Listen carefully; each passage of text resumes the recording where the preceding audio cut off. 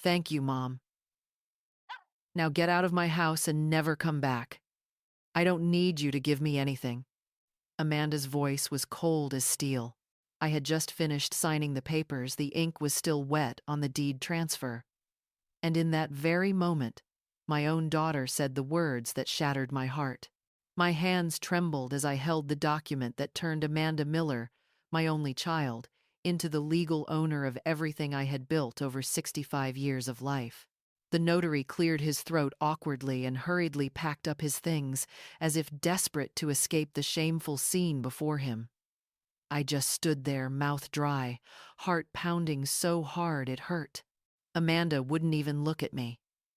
She walked around the living room, the house in Portland, Oregon, where my husband Robert and I had lived for more than 40 years. She glanced at every corner, as if seeing it for the first time, as if I were some stranger trespassing on her territory. The house still smelled familiar morning coffee and the lavender I planted every spring. These walls had watched Amanda grow up, that curly-haired little girl who once ran barefoot through the hallway. And now, those same walls watched as the daughter I raised threw me out with a cold smile still etched on her lips. I stepped toward the small table where Robert's photo stood. He'd been gone since Amanda was 15. I'd worked double shifts at the sewing factory for years so she'd never go without, so she could go to college, have the future I never had. My fingers brushed against the dusty frame. If Robert were still alive, I knew he'd defend me. He'd put Amanda back in her place. Amanda turned to me, arms crossed. Her blue eyes, just like her father's, stared at me with ice. She was 38 years old, and she had just proven that all my years of love meant nothing. The kitchen where I'd cooked thousands of meals was now hers. The garden, where I taught her how to plant tomatoes, was hers. The room where I stayed up all night nursing her through chickenpox at age 7, hers too. Everything belonged to her now. I was just a ghost in my own life. I picked up my purse from the sofa, the one I'd saved for 20 years to buy. I remembered when Amanda brought home her first boyfriend, and we sat right there, talking about love, life, and dreams. Now, that same sofa witnessed the deepest humiliation of my life. I walked slowly toward the door, every step echoing on the wooden floor Robert and I had laid ourselves. Amanda followed not to see me off, but to make sure I actually left, as if I were a stray dog being kicked out. My hand touched the doorknob, the same door I had opened thousands of times, carrying groceries, medicine for her when she was sick, or birthday gifts bought from whatever few dollars I had left. I turned back one last time. Amanda stood in the kitchen doorway, arms folded, her face carved in stone. No trace of regret. No sign of the little girl who used to whisper, "I love you, Mom," every night before bed. I stepped outside, and the sound of the lock clicking behind me felt like a tomb sealing shut, burying all the years of sacrifice, sleepless nights, and skipped meals so she could eat her fill. The late afternoon sun warmed my skin, but I felt nothing but cold, a chill from the inside out, deep to the bone. I walked down the sidewalk of the neighborhood I had called home all my life, feeling like a wandering ghost. Neighbors still smiled and waved, unaware that I no longer belonged there, that my own daughter had uprooted me from my life like a weed. Mrs. Carter, my neighbor of 30 years, waved from her window. She didn't know the woman walking down the street had lost everything, that her old friend was now homeless, cast out by her own blood. I kept walking aimlessly. My feet carried me to the park where I used to take Amanda as a child. The old swings were still there, rusted with time. I sat down on the stone bench where I once soothed her tears, where I once promised I would always be there for her.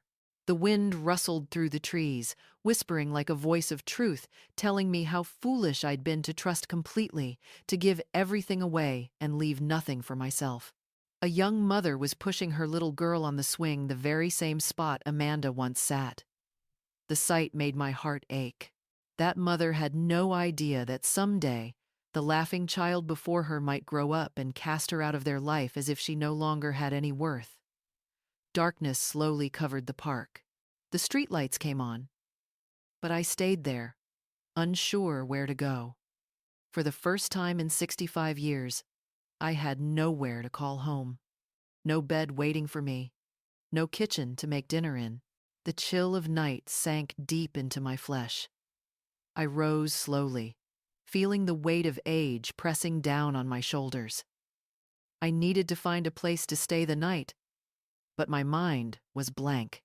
I walked toward the downtown bus terminal, the only place I knew stayed open all night, where the homeless often gathered. Now, I had become one of them, a woman without a home, thrown onto the street by her own child. As I walked, memories came flooding back without mercy. Amanda was 5 years old when she woke up crying one night after a nightmare. I picked her up, held her close, and brought her to my bed. That night, she slept peacefully in my arms, her tiny face resting against my chest, her small fingers gripping the edge of my nightgown. "Mommy, promise you'll never leave me alone?" she whispered, eyes still wet with tears. I stroked her hair and promised I would always be there to protect her, that no one in this world could ever love her more than I did. What a bitter, cruel promise, because now she was the one who left me alone. I reached the bus terminal in Portland and sat on a cold metal bench. The air was thick with the smell of urine, mildew, and human despair. 2 men lay curled up on the floor, wrapped in cardboard and torn blankets. A young woman held a tiny baby in her arms, begging spare change from passengers waiting for the last night bus. I clutched my small bag like it was the only lifeline I had left. Inside were just a few papers, a couple of crumpled bills, and an old photograph of Amanda on her college graduation day. That photo once filled me with pride, but now it burned my hand like fire. A young security guard approached, his voice flat. "Ma'am, this isn't a shelter. If you're not taking a bus, you can't stay here." My daughter kicked me out of her house. He looked at me with tired eyes, as if he'd heard the story 1,000 times. "I don't make the rules, ma'am. There's a homeless shelter a few blocks down. You can try there." Homeless. That single word hit me like a slap. I, Cheryl Miller, a woman who had worked her whole life, who had raised her daughter with love, who once was a respected mother, was now nothing more than a drifter, without a home, without belonging. I shuffled out of the terminal. The streets were empty, the streetlights flickering. Every shadow felt like a threat. Every sound made my heart tighten. At my age, wandering through the city at night was dangerous, but I had no other choice. After about 20 minutes of walking, I saw an old building with a rusted iron door, the homeless shelter. A long line stretched outside. Men reeking of alcohol, women frail and mumbling to themselves, children barefoot, clinging to their mothers' skirts.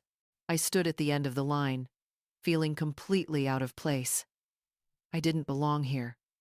I once had a home, a life, a daughter I believed loved me, but reality was cruel now. I was just another desperate soul hoping for a dirty mattress to make it through the night. The woman in front of me turned around and smiled, revealing the few teeth she had left. Her face was lined with years of hardship. "First time here, huh? I can tell. You've still got that lost look we all had when we first came." I nodded, my throat tight, tears threatening to fall. She placed her wrinkled hand on my shoulder. "Don't worry, you'll get used to it.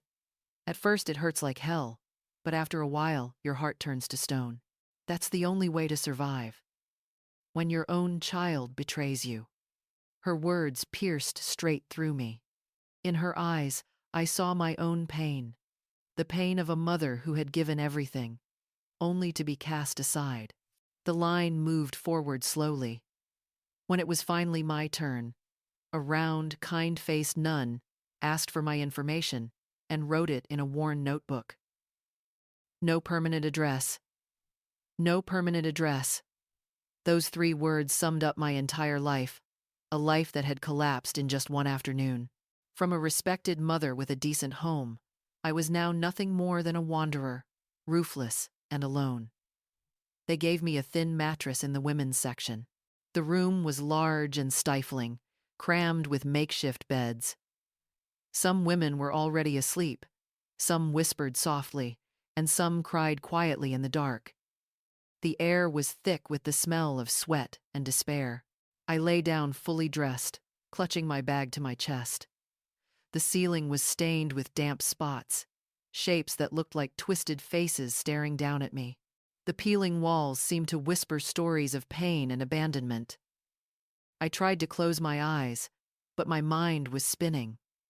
I thought of Amanda probably lying on a warm bed, in my house, which was now hers. Maybe she was celebrating her victory, relieved that she no longer had a bothersome mother in her life. I thought of all those years I believed a mother's love was eternal. From the ceiling, water dripped onto my forehead, drip, drip, drip, echoing in the heavy silence of that temporary room. Beside me, a woman coughed harshly, the dry rasp reminding me of my mother before she passed. Across the room, someone was quietly sobbing, as if afraid to disturb others with their pain. I sat up and looked through the dirty window toward the street. The streetlights cast long, swaying shadows that looked like wandering spirits. I missed my own bed, the soft blanket smelling of fabric softener, the old pillow that had cradled my head for years. All of it now belonged to Amanda. A raspy voice pulled me back to the present. It was the toothless woman I'd met in line. "Can't sleep, huh? The first night's always the worst." She gave a coarse laugh, her voice gravelly. "Eventually, you learn how to switch off your feelings like turning off a light." I sat on the edge of the mattress and murmured. My daughter kicked me out after I signed the papers transferring the house. I never thought she'd actually do it. The woman laughed bitterly, a sound more like a hoarse bark than a human laugh. "Of course you didn't. Nobody ever sees the knife coming, especially when it's from their own child. I didn't expect it either, when my son locked me in a nursing home and took all my pension money." Her words chilled my blood. So it wasn't just me, there were countless mothers betrayed by the very children they'd raised with love. "How long have you been here?" I asked.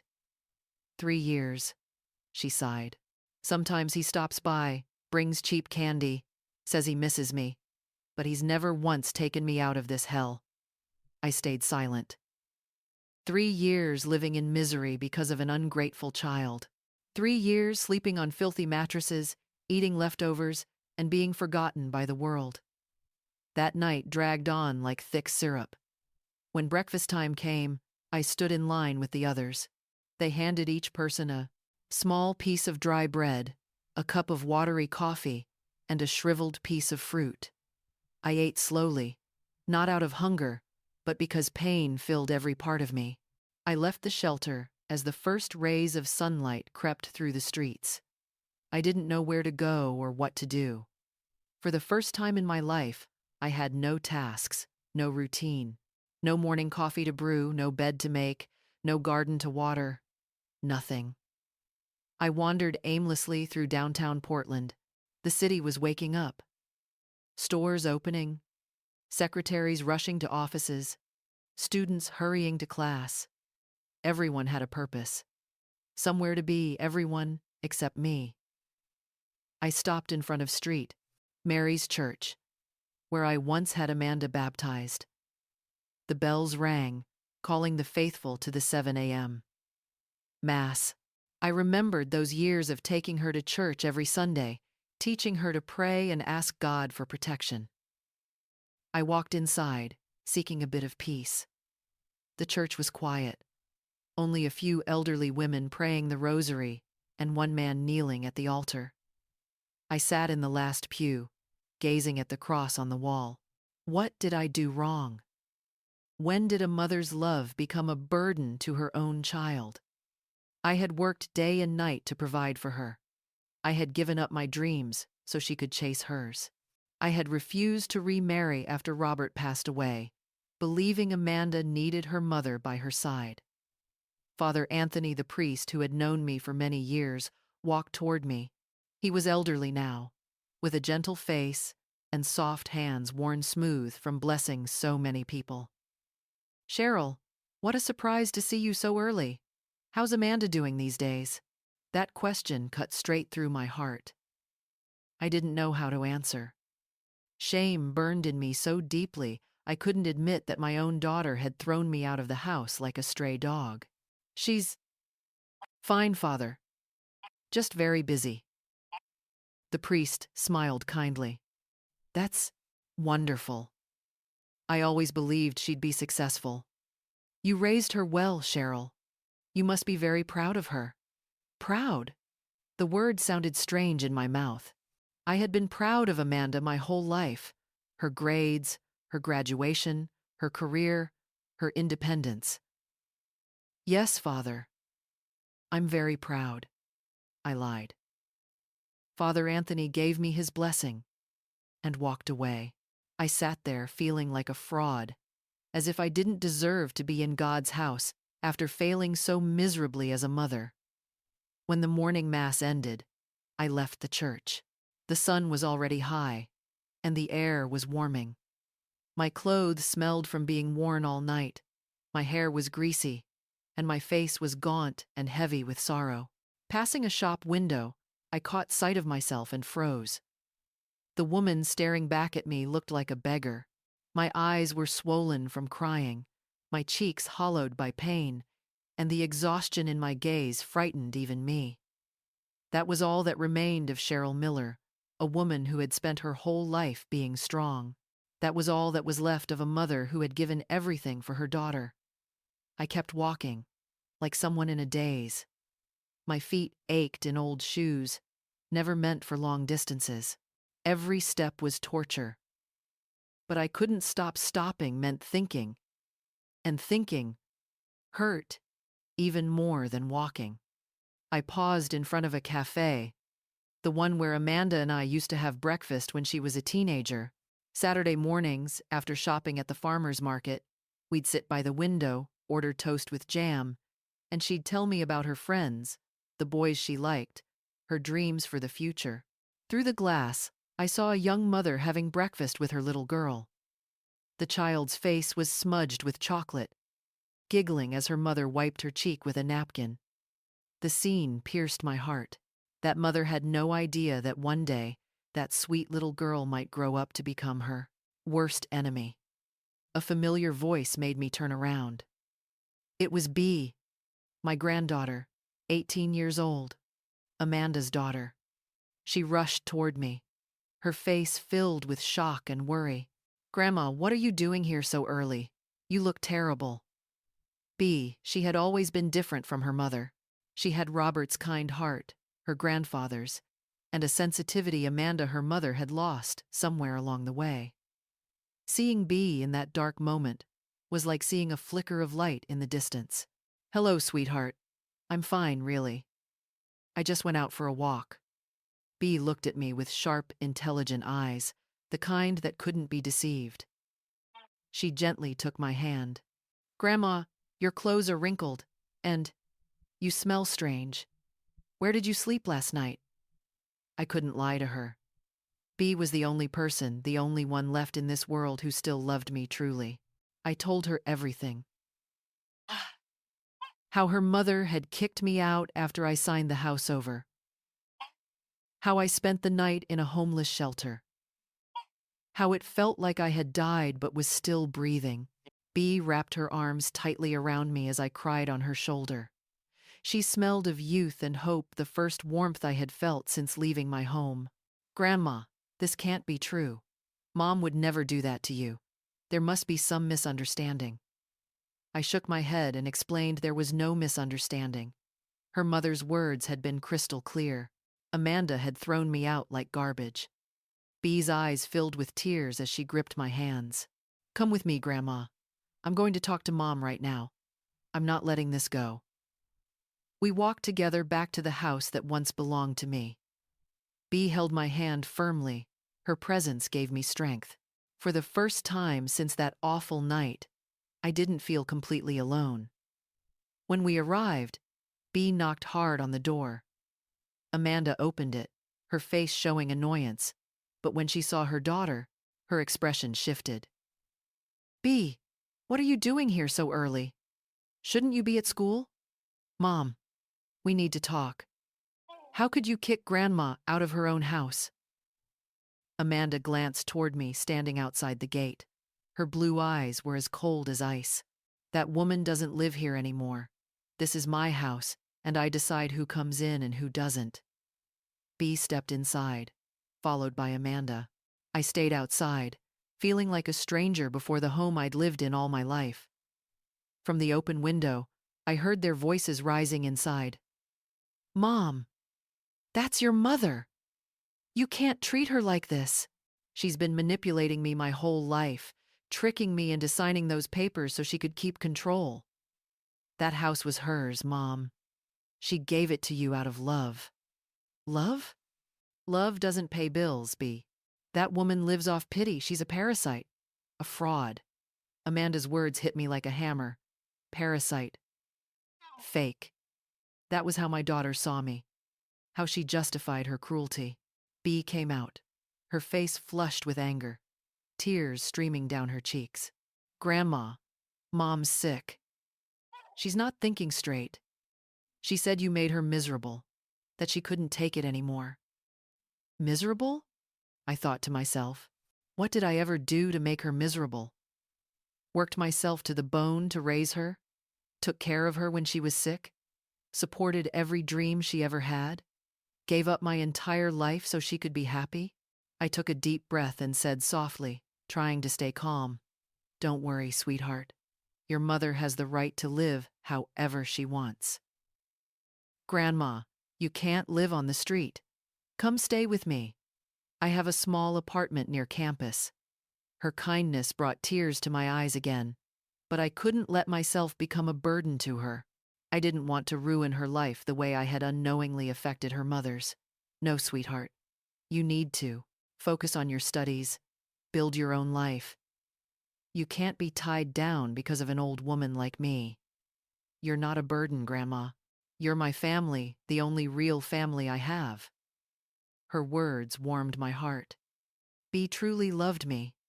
She didn't see me as a burden, but as the grandmother who had loved and cared for her since the day she was born. I accepted her offer because I had nowhere else to go. We got into Bea's old car, the one she bought with money from her weekend job. As the car pulled away, I looked back through the rearview mirror. Amanda stood at the window, watching us. There wasn't a trace of sadness or regret on her face, only satisfaction. Satisfaction that she had rid herself of the problem that was her own mother. Bea's apartment was small but cozy. A tiny living room, a cheerful little kitchen, a neat bathroom, and a single bedroom. Everything was tidy, clean, filled with the brightness and hope of youth. Grandma, you can take my bed. I'll sleep on the couch. No, sweetheart. I'll take the couch. I don't want to take your bed. Bea insisted, but I was firm. I'd already caused enough trouble. I didn't want to take anything more. I sat down on the couch and looked around. The walls were covered with photos of Bea at every stage of her life. In many of them, I was there holding her as a baby, playing with her in the garden, hugging her at her teenage birthday parties. There wasn't a single picture of Amanda and me together, and now I understood why. Bea made coffee in the little kitchen. I sat quietly, watching her. The smell filled the room, bringing back memories of distant mornings when I used to brew coffee, waiting for Amanda to come down from her room. Those mornings felt like they belonged to another lifetime. Bea brought over 2 steaming mugs and sat beside me. Her gentle eyes were filled with the kind of love I thought I'd lost forever. Her young hands trembled slightly as she handed me my cup. Grandma, tell me the truth. What really happened with Mom? Things don't just fall apart out of nowhere. I took a sip of the bitter coffee and closed my eyes. Memories came rushing back like a painful flood. For years, I had stayed silent about Amanda's behavior, trying to protect the image of a mother that Bea still cherished. Your mom changed after she married your dad. When he left, you were only 5. From that moment, she became cold toward me, as if I were to blame for everything that went wrong in her life. Bea listened quietly, far more mature than her age. It started small. She criticized everything. Said my cooking was terrible, that I was clumsy, that I embarrassed her in front of her friends. When you were around, she acted differently. But when it was just the two of us, she treated me like a servant. The words spilled out of me like poison that had been trapped for too long. Bea held my hand tightly, nodding for me to continue. The other day, your mom told me to sign over the house to her because she was having financial trouble.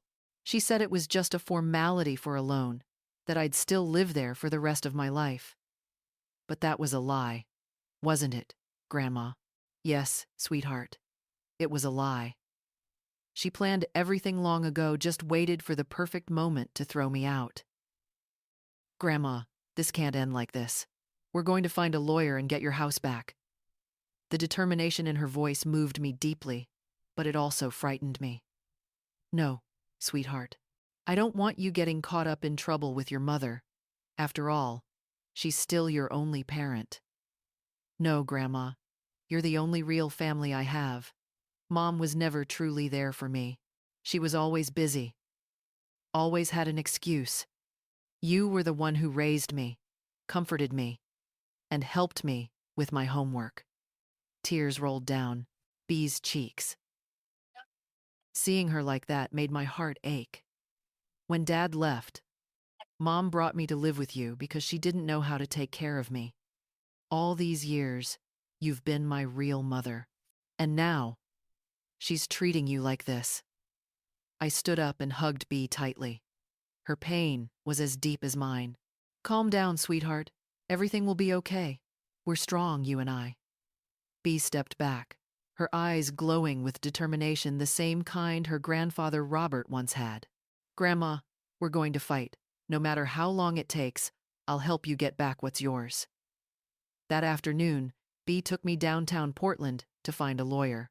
We walked into a small office I'd once seen advertised in the local paper. The receptionist invited us to wait in a room filled with shelves of law books. The sight of them made me a little uneasy. The lawyer's name was Richard Silva, a middle-aged man with a serious demeanor but kind eyes. He listened carefully without interrupting, jotting down notes in an old leather notebook. Mrs. Cheryl, he said. Unfortunately, cases like yours happen more often than people realize. Children taking advantage of their parents' trust to seize property. His words cut deep because they confirmed I wasn't alone in this pain. What can we do about it? Bea asked, her voice filled with hope. That depends on the terms of the transfer, he explained. If we can prove fraud or coercion, we can request to have the deed revoked, but I'll need to review all the documents. I explained that Amanda had kept all the paperwork. Richard nodded sympathetically. That's all right. We can request copies from the county land registry. I'll also need witnesses who can verify the circumstances under which the papers were signed. Leaving the office, I felt both anxious and a little hopeful. Bea was bursting with confidence that we'd win back the house, but I knew Amanda too. Well, she wouldn't go down quietly. That night, while Bea studied, I stayed awake on the couch, lost in thought.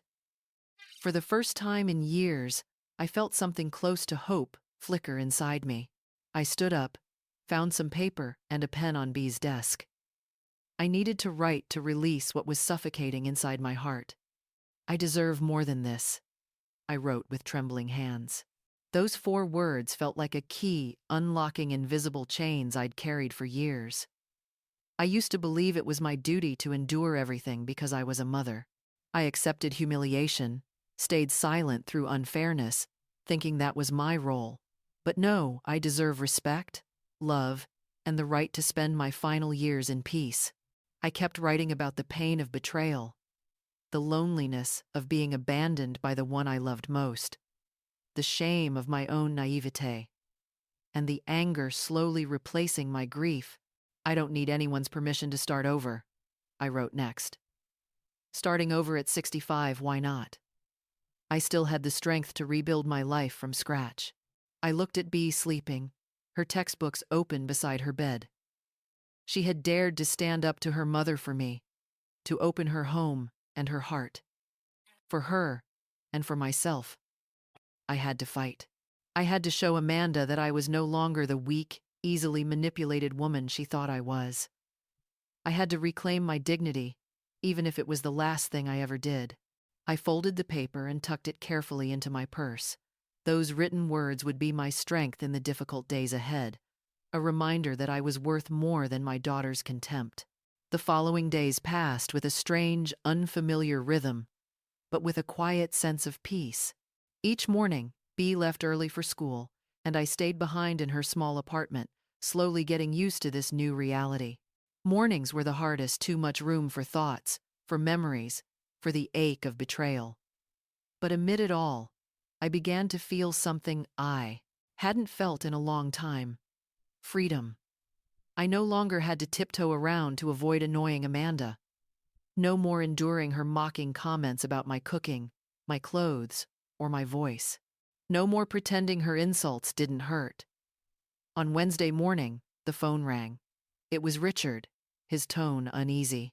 "Mrs. Sherrill," he said, "I need you to come to my office right away. There's something important I have to show you." Bea skipped class to come with me. On the way, I tried to prepare myself for bad news, but nothing could have braced me for what he was about to say. "Your daughter didn't just transfer the house into her name," he said. "She also signed another document claiming that you owe her money, so-called care and living expenses for the past 5 years." I froze. Bea went pale, gripping my hand. "That's impossible! My grandma never signed anything." The lawyer handed us a copy of the document. There it was, my signature, or something that looked exactly like it beneath the words. "I, Sherrill Miller, acknowledge that I owe my daughter $50,000 for medical food and housing expenses." "This is fraud," Bea's voice trembled. "I know," Richard said slowly, "but proving forgery will be difficult and costly. She's covered her tracks very well. When we left the office, I felt as though all the air had been sucked out of me. Amanda hadn't just stolen my house, she'd fabricated a debt to justify what she'd done.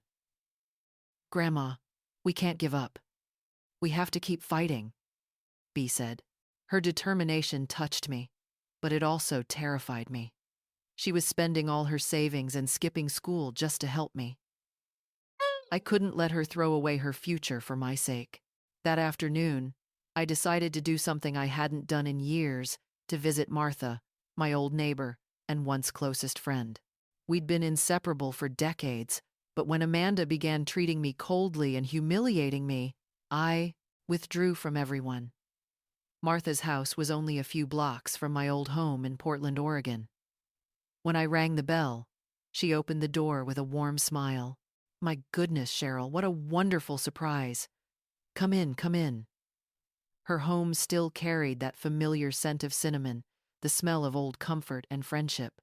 We sat in the living room, and she poured coffee, just like old times. "Martha," I said quietly, "I have to tell you what's happened." I told her everything. She stayed silent, but her eyes grew darker with outrage. "That girl, I always knew something wasn't right about her," Martha said sharply. "The way she talked to you when she thought no one could hear so disrespectful." I was stunned. I thought I'd hidden it well. "You knew, Martha?" "Of course, Sherrill. Neighbors aren't blind. We saw it all, how she yelled at you when you were doing laundry, how she made you feel small over little things. Once, I even saw her throw a pot of food you cooked because she said it was too salty. She's cruel, Sherrill, just cruel." Tears filled my eyes, not from sadness, but relief. After all those years of silent suffering, someone had finally seen me. Martha, would you be willing to testify? Of course, and I'm not the only one. Other neighbors saw it too. We've all been worried about you. I left her house with a strange new feeling I wasn't alone anymore. There were still people who cared, people willing to stand beside me. That night, I called Richard to tell him about the potential witnesses. His tone brightened. If we can prove you suffered long-term emotional abuse, we can argue the property transfer was made under duress. That could change everything. For the first time in days, I felt real hope. Bea came home that evening with a bag of Chinese takeout and a weary smile. Grandma, I've got news. I asked some friends who study law. There's an organization that helps elderly people who've been abused by their families. We can reach out to them. We ate dinner in silence, each lost in thought. Bea went back to her studying, and I opened my small notebook again. The pen glided over the page as if it had been waiting years for this moment. The day is coming when they'll stop underestimating me. I wrote and underlined it several times. It was a promise to myself, a declaration of defiance against the quiet surrender that had imprisoned me for so long. I walked to the window and looked out at the city. The lights shimmered. Thousands of people were living their lives, fighting their own battles. I was just one of them. But for the first time, in a long time, I didn't feel invisible. Bea came to stand beside me. "What are you thinking about, Grandma?" she asked softly. I smiled and looked at her with pride. "I'm thinking, your Grandpa Robert would be so proud of you, his brave little girl who stood up for her grandma when her own mother turned away." Bea hugged me, her arms carrying the scent of youth and quiet strength. "If Grandpa were here, he'd be proud of you too for not giving up, for still fighting." That night, I slept better than I had in weeks. I dreamed of Robert, of the early years of our marriage, when we were poor but happy. I dreamed of Amanda as a little girl, before life hardened her heart. And I dreamed of another version of myself, a woman strong enough to never be trampled again. When I woke up, I knew something inside me had changed. The weak, silent mother who used to endure everything was fading away, making room for a new woman, one determined to reclaim her dignity. I picked up my notebook and wrote a single line. I didn't come for revenge. I came to take back what's mine. That sentence echoed in my mind as I brewed my morning coffee. I didn't want to hurt Amanda. I just wanted to reclaim my place in this world, to reclaim the right to be respected, and the home that Robert and I had built with our own sweat and tears. The battle had only just begun, but for the first time, I felt I might actually win. On Friday morning, Bea and I went to the Elder Rights Protection Office her university had recommended. The place was small, but the walls were lined with posters about senior rights and elder protection laws in America. The woman who greeted us was Dr. Julia Carter, about 40 years old, her eyes kind but resolute. "Mrs. Sherrill," she said, "your case isn't rare. We receive reports like this almost every day. Financial abuse of older adults, especially by their own family members, is more common than people think." Her words brought me relief. They proved I wasn't crazy. What I had endured had a name: domestic abuse. "The important thing now," she continued, "is to document everything. Every insult, every humiliation, every moment your daughter made you feel small. All of it is evidence." "Doctor," Julia handed me a stack of papers and asked me to fill out questions about my relationship with Amanda, the instances of mistreatment, and my financial situation before and after transferring the house. As I wrote, memories rushed back like a storm. I remembered the time Amanda screamed at me in front of Bea, all because I burned the rice. I remembered when she forbade me from using her bathroom, saying I dirtied her private space. I remembered the nights I cried silently after enduring her cruel words. "Grandma, are you okay?" Bea asked, seeing my hands tremble. "It's all right, sweetheart. I'm just remembering things that should have been forgotten." Dr. Julia reviewed my papers and nodded seriously. "With this information, and the witness statements you mentioned, we can begin the legal process. I won't lie, it will be difficult and time-consuming, but you have a real chance of reclaiming at least part of your assets." We left the office feeling both hopeful and exhausted. Bea held my hand as we walked toward the bus stop. "Grandma, I'm so proud of you. I know this is hard, but you're stronger than ever." Her words warmed my heart. She saw me as a brave woman now. Not a broken victim, but someone fighting back. That afternoon, after Bea went to class, I decided to do something I hadn't done in a long time. Take a walk through Laurelhurst Park in Portland, the same park where I used to bring Amanda when she was little. I needed to find myself again. The woman I'd been before the pain made me shrink into silence.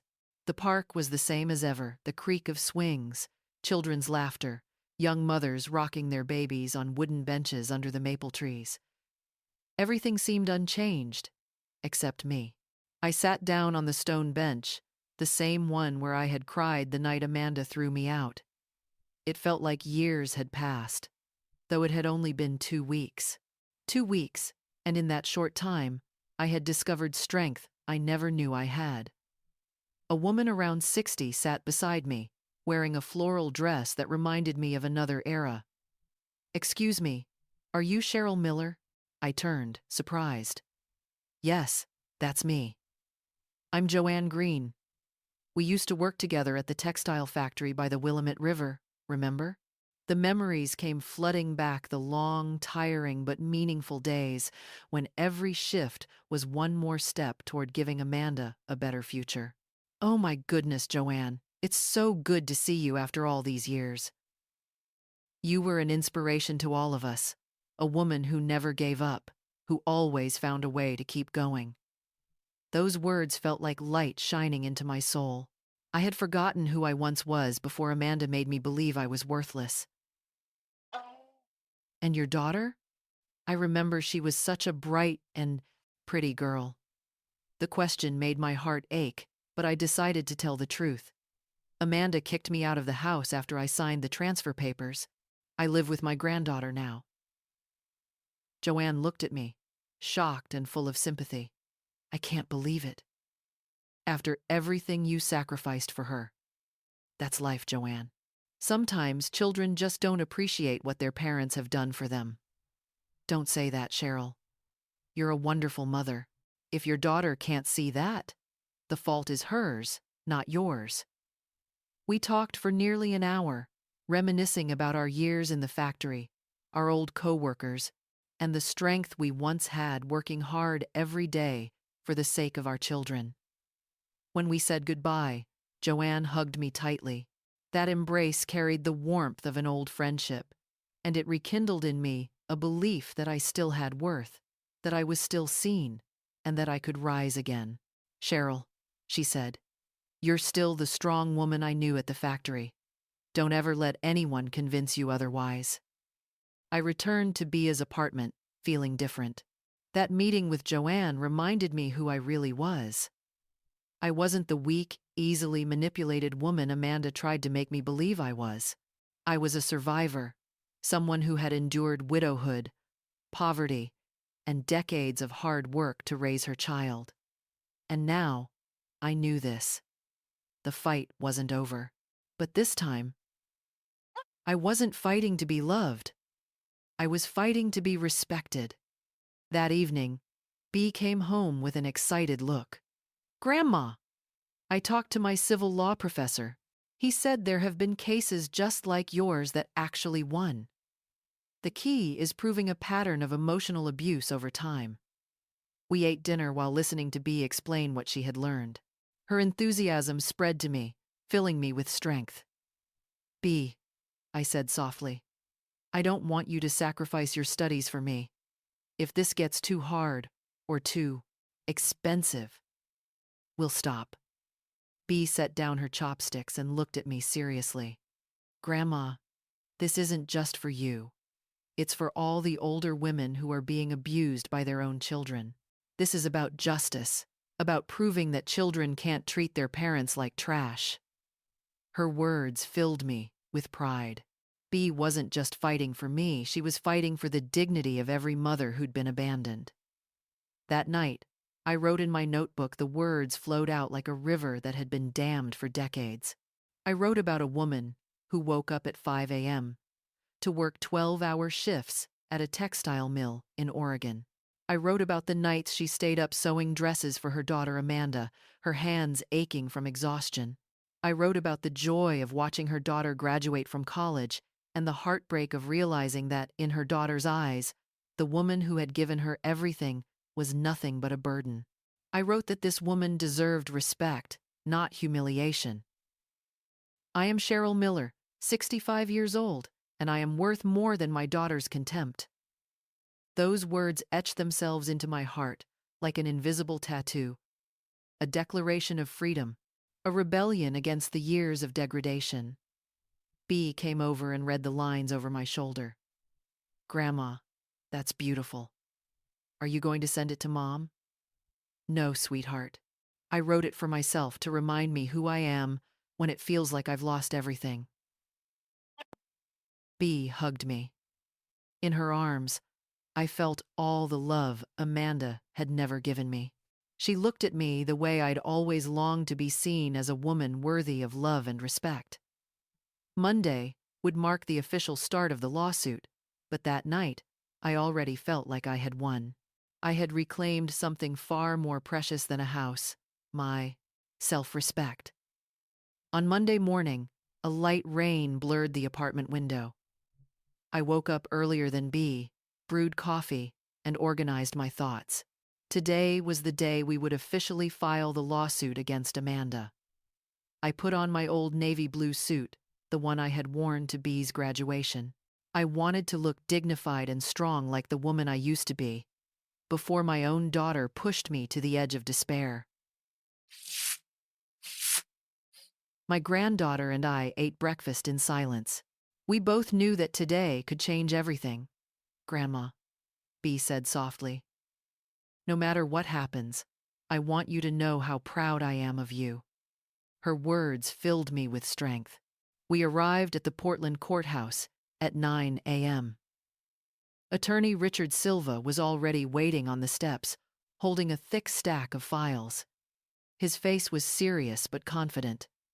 Mrs. Cheryl, today, we'll file the official claim. Your daughter will receive the notice and must respond to the accusations. We entered the large building, filled with cold hallways and rooms where people's fates were decided. I felt so small in that space, but Bea held my hand, reminding me that I wasn't alone anymore.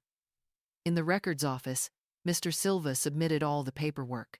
The clerk glanced through it with a detached look, as if it were just another routine case. To them, this was one file among hundreds, but to me, it was my whole life. The defendant has 15 days to respond, the clerk said, stamping the documents. We left the courthouse with a sense of accomplishment. Now we wait, Mr. Silva said. In the meantime, we'll continue gathering witnesses and evidence. That afternoon, we visited Mrs. Martha's house so she could sign her witness statement. My old neighbor greeted us with a tray of cinnamon cookies and a heart full of kindness. Cheryl, she said, I've been thinking. I remember even more things that seemed strange before. Now they make sense.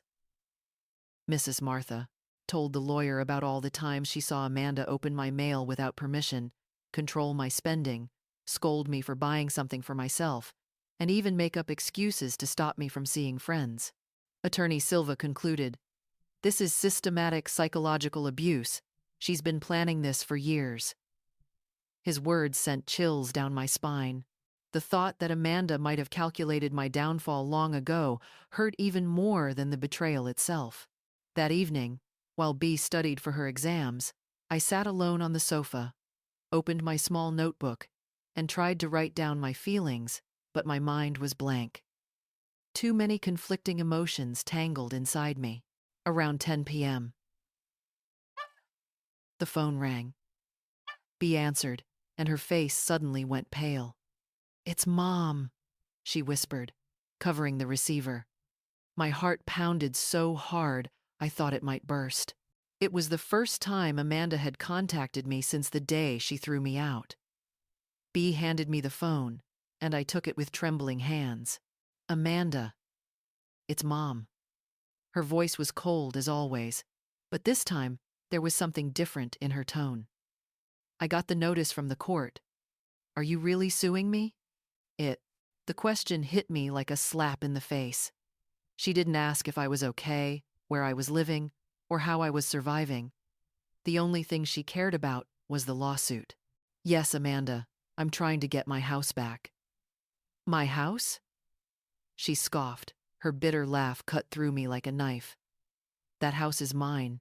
You gave it to me because you knew it was the right thing to do. I gave it to you because you said it was just a formality. You promised I could live there for the rest of my life. I have no obligation to keep promises made to a woman who manipulates others through guilt." Her words pierced my heart, but this time, I didn't crumble. I didn't feel pain. I felt anger. "Amanda, I never manipulated you. I loved you, like any mother would.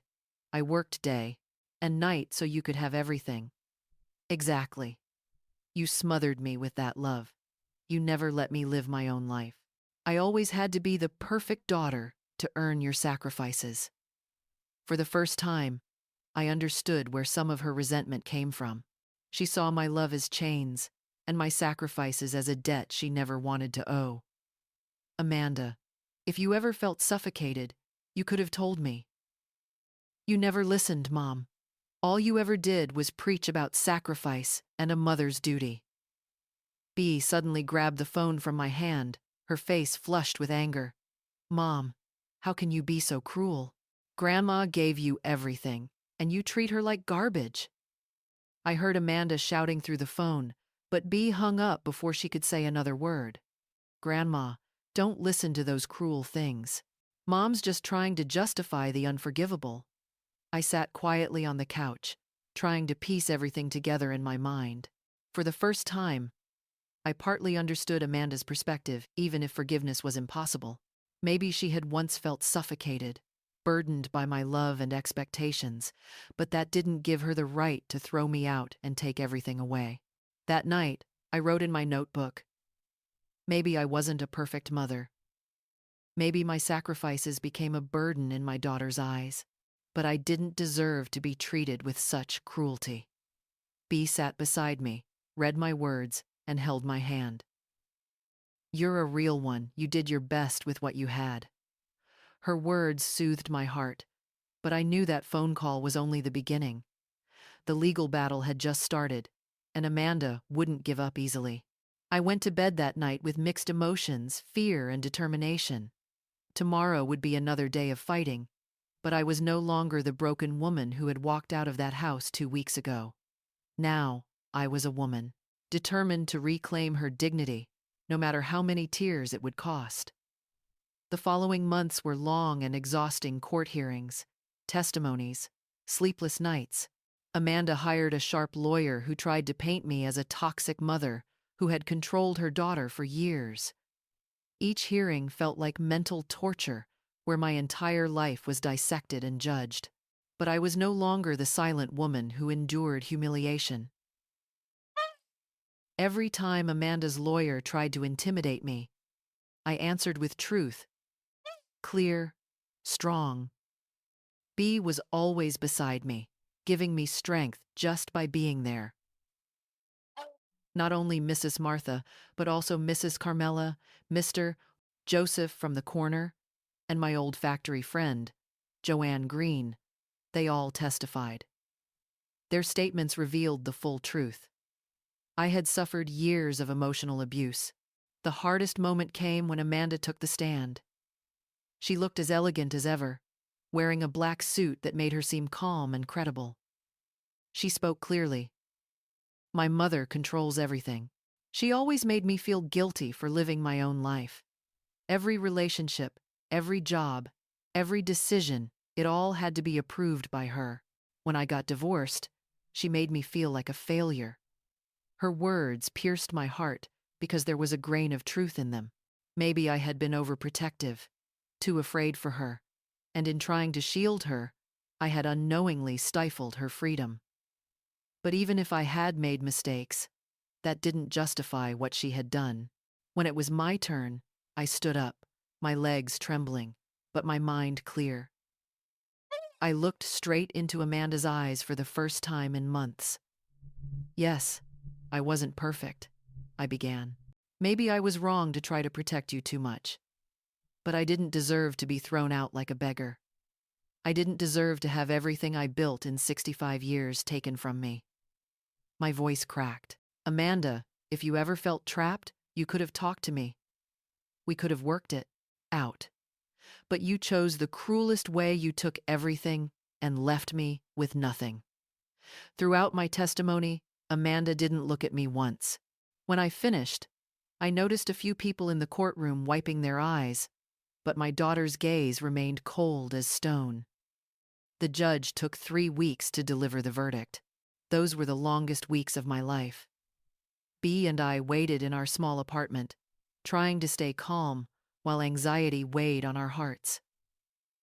Attorney Richard Silva was already there, his face unreadable, giving nothing away. The judge read the decision in a flat tone. The court recognizes that prolonged emotional abuse took place and that the property transfer was made under emotional pressure. However, since the documents were legally executed, the court cannot fully revoke the transaction. But she had to pay me 50% of its value as compensation and cover all legal expenses. It wasn't a full victory, but it wasn't a loss either. That amount was enough for me to buy a small apartment and live the rest of my life in peace and dignity. Amanda left the courtroom without saying a word. Her lawyer quickly discussed the payment details with ours. Bea hugged me tightly, and we both cried. Grandma, you did it! You showed Mom she can't walk all over you anymore. 3 months later, I moved into a 2-bedroom apartment in a quiet neighborhood on the outskirts of Portland, Oregon.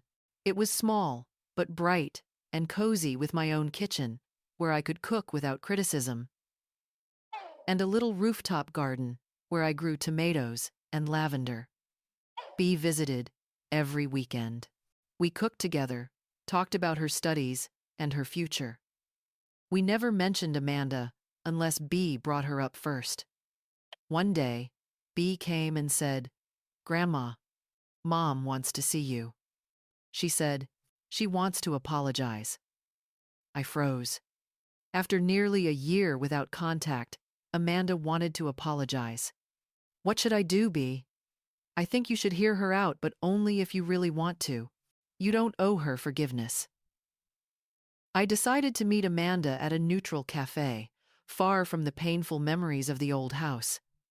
I arrived on time and saw her sitting at a corner table. She looked thinner, with dark circles under her eyes, the marks of many sleepless nights. Mom, she said as I sat down. Thank you for coming. What do you want, Amanda? I want to apologize. I know what I did was wrong. I know I hurt you deeply. Her voice sounded sincere, but my heart had learned caution. Why now? After all this time? Amanda took a deep breath.